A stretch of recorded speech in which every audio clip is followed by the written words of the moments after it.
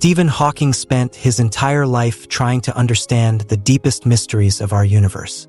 While most people knew him for his work on black holes and the theory of everything, there was another question that fascinated him just as much. What happens to human consciousness when we die?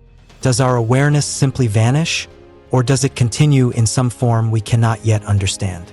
Before we dive deeper into this fascinating topic, I would love to know where you are watching this from. Please leave a comment below telling me your city or country. If you find this content valuable, please hit the like button and subscribe to the channel for more thought-provoking discussions about science and consciousness. Hawking believed that consciousness was not some magical property that existed outside the laws of physics. Instead, he saw it as an emergent property of complex brain activity. Think of it like this: when you look at a single brain cell under a microscope, you do not see thoughts or emotions. But when billions of these cells work together in precise patterns, something extraordinary happens. Awareness emerges. This view might seem to suggest that when the brain dies, consciousness simply stops existing. But Hawking's understanding went much deeper than this simple explanation. He recognized that the question of consciousness touches on some of the most fundamental aspects of reality itself. To understand Hawking's perspective, we need to look at how he viewed information in the universe. In physics, information is not just data on a computer or words in a book. Information is the fundamental building block of reality. Every particle, every interaction, every moment in time carries information about the state of the universe. Hawking discovered something remarkable about black holes that changed how we think about information forever. When matter falls into a black hole, it seems to disappear completely. But Hawking realized that this creates a serious problem. If information can be destroyed, it violates one of the most basic principles of quantum mechanics. This led to what scientists call the information paradox. Hawking spent decades trying to solve this puzzle. Eventually, he concluded that information cannot be destroyed, not even by black holes. Instead, it gets encoded on the surface of the black hole in ways we are only beginning to understand. Now, you might wonder what black holes have to do with human consciousness. The connection is profound. If information cannot be destroyed anywhere in the universe, then what happens to the information that makes up our consciousness when we die? Hawking believed that consciousness is a pattern of information processing in the brain. Just like a symphony is not the individual notes but the pattern in which they are arranged, consciousness is not the individual brain cells but the pattern of information flow between them. When we think about it this way, consciousness becomes similar to other patterns in nature. Consider a river. The water molecules in a river are constantly changing, flowing downstream and being replaced by new water from upstream. Yet the river maintains its essential character, its bends and currents, year after year. The pattern persists even though the individual components are always changing. Our consciousness works in a similar way. The atoms in our brain are constantly being replaced. Scientists estimate that most of the atoms in your body are replaced every 7 to 10 years. Yet you maintain a continuous sense of being yourself. Your consciousness persists because it is the pattern, not the individual atoms. Hawking suggested that this pattern of consciousness might not simply vanish when the brain stops working. Just as information falling into a black hole gets preserved in some form, the information pattern that constitutes consciousness might persist in ways we do not yet understand. This does not mean Hawking believed in traditional ideas about an afterlife. He was clear that he did not think consciousness survives death in the way most religions describe. There is no heaven or hell, no place where souls go to be rewarded or punished. Instead, he proposed something far more subtle and scientifically grounded. Consider how information spreads through the universe. When you speak, sound waves carry information about your voice through the air. Even after you stop speaking, those sound waves continue traveling, carrying that information farther and farther from their source. In principle, that information never completely disappears. It becomes part of the background information of the universe. Similarly, every action you take, every thought you have, every interaction you make with the world around you creates ripples of information that spread outward. These ripples become part of the fabric of reality itself. In this sense, The information that makes up your consciousness becomes woven into the universe in permanent ways. Hawking also considered the possibility that consciousness might be connected to quantum phenomena in the brain. Quantum mechanics tells us that at the smallest scales, particles can exist in multiple states simultaneously until they are observed. Some scientists have proposed that consciousness might emerge from quantum processes in brain cells called microtubules. If consciousness has quantum properties, then it might not follow the classical rules we normally think about. Quantum information can be entangled across vast distances, allowing particles to influence each other instantaneously regardless of how far apart they are. Perhaps consciousness has similar non-local properties that we are only beginning to discover. This quantum view of consciousness opens up fascinating possibilities. If consciousness is fundamentally quantum in nature, then it might not be strictly localized to individual brains. Instead, it might be part of a larger quantum field that permeates the universe. When individual brains die, the quantum information that constituted their consciousness might return to this universal field. Hawking was always careful to distinguish between what we can prove scientifically and what remains speculation. He acknowledged that our current understanding of consciousness is still very limited. We know that it emerges from brain activity, but we do not know exactly how or why complex patterns of neural firing give rise to subjective experience. The hard problem of consciousness, as philosophers call it, is explaining why we have inner experiences at all. Why is there something it is like to be conscious? Why do we have subjective feelings and sensations rather than just processing information like sophisticated computers? Hawking believed that solving this mystery would require a complete theory of quantum gravity, a unified understanding of how quantum mechanics and general relativity work together. This theory of everything, which he spent his life trying to develop, might finally explain how consciousness fits into the fundamental structure of reality. One of the most intriguing aspects of Hawking's thinking was his recognition that consciousness might be more fundamental to the universe than we previously thought. Instead of consciousness being something that emerged late in cosmic evolution, it might be a basic feature of reality itself, like mass or electric charge. This idea, known as panpsychism, suggests that all matter has some form of rudimentary consciousness or awareness. Complex consciousness like ours would then emerge when simpler conscious elements combine in sophisticated ways, just as complex chemicals emerge when simpler atoms combine. If this view is correct, then consciousness never really dies because it was never created in the first place. It simply changes form, like energy that can be neither created nor destroyed but only transformed from one state to another. Hawking often used analogies to help people understand complex scientific concepts. He compared the universe to a giant computer, constantly processing information and running cosmic programs that we call the laws of physics. In this cosmic computer, consciousness might be like software running on the hardware of matter and energy. When a particular piece of hardware fails, like when a brain dies, the software does not necessarily disappear. It might get transferred to other parts of the system, or it might exist in dormant form until conditions arise for it to run again. This computational view of consciousness suggests that what we call death might be more like logging out of a computer system than like complete annihilation. The information that defines who you are gets stored somewhere in the universal database, potentially accessible under the right circumstances. Modern research in neuroscience has begun to support some aspects of Hawking's thinking about consciousness. Scientists have discovered that the brain uses quantum processes in ways that were not previously understood. Microtubules in brain cells appear to maintain quantum coherence even in the warm, noisy environment of living tissue. Researchers have also found that consciousness seems to involve synchronized patterns of activity across different regions of the brain. These global patterns create what scientists call integrated information, a measure of how much information is generated by a system above and beyond its individual parts.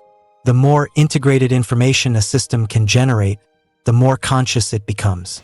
This mathematical approach to consciousness suggests that awareness is not an all-or-nothing property but exists on a spectrum.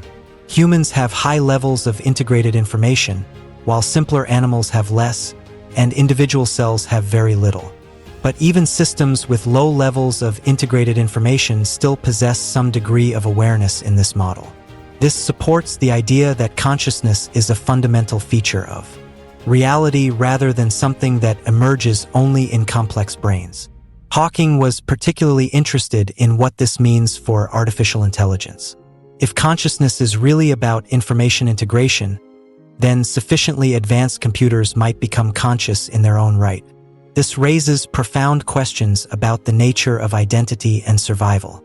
If we could upload the pattern of information that constitutes your consciousness to a computer, would that uploaded version be you? Hawking believed the answer might be yes, at least in some meaningful sense. The pattern of information processing that makes you who you are could potentially run on different hardware, whether biological or artificial. This possibility suggests a form of technological immortality. Even if your biological brain dies, the essential pattern of your consciousness might survive in digital form. But Hawking was clear that this would not be the same as traditional ideas about souls or spirits. It would be a continuation of the information pattern, not the preservation of some non-physical essence. The implications extend beyond individual survival to questions about the ultimate fate of consciousness in the universe. As the cosmos continues to expand and cool, stars will eventually burn out and galaxies will drift apart. In the far future, the universe might become cold and dark, with no energy available to sustain complex structures like brains. But Hawking speculated that consciousness might find ways to persist even in this seemingly inhospitable environment. As technology advances, conscious beings might learn to operate on increasingly efficient scales, requiring less and less energy to maintain awareness. They might even find ways to tap into the fundamental quantum fluctuations of space itself for the energy needed to sustain consciousness. In this vision, consciousness becomes not just a temporary accident of cosmic evolution but a permanent feature of reality. Awareness might be as eternal as the universe itself, finding new forms and expressions as conditions change but never truly disappearing. Hawking also considered the possibility that consciousness might transcend individual boundaries in ways we do not currently understand. Just as quantum particles can be entangled and share information instantaneously across vast distances, perhaps conscious beings can form connections that go beyond normal communication. Some interpretations of quantum mechanics suggest that consciousness plays a fundamental role in collapsing quantum wave functions and determining reality. If this is true, then conscious observation might literally help create the universe we experience. In this view, consciousness is not just a passive observer of reality but an active participant in its creation. This leads to profound questions about the relationship between mind and matter. Instead of consciousness being produced by the brain, perhaps the brain is more like a receiver that tunes into consciousness that already exists in the fabric of space and time. Hawking remained cautious about these more speculative ideas, always emphasizing the need for experimental evidence and mathematical rigor. But he recognized that our current scientific paradigms might be incomplete when it comes to understanding consciousness. The mystery of awareness touches on some of the deepest questions in science and philosophy. How does subjective experience arise from objective physical processes? Why does the universe seem fine-tuned to allow conscious observers to exist? What is the relationship between information, computation, and experience?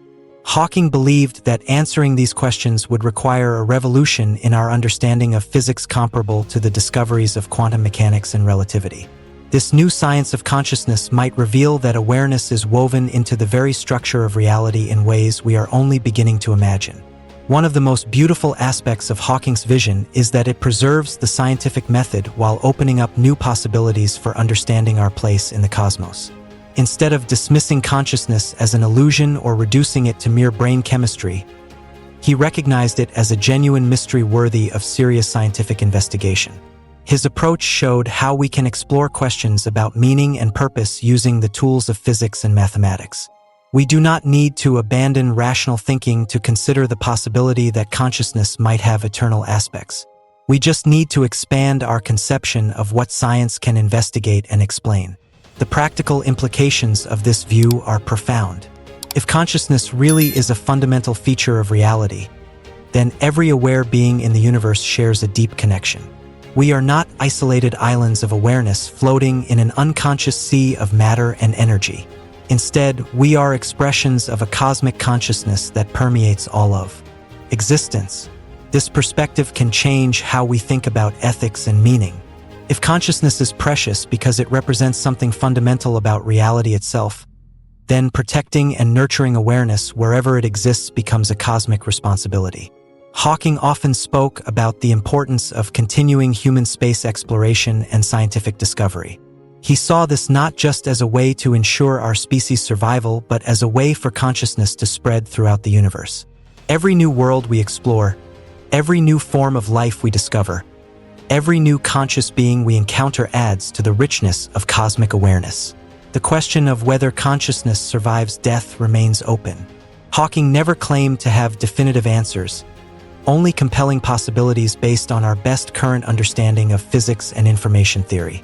But his work opened up new ways of thinking about these ancient questions using the language of modern science. Perhaps the most important insight from Hawking's exploration of consciousness is that the mystery of awareness connects us to the deepest workings of the universe itself.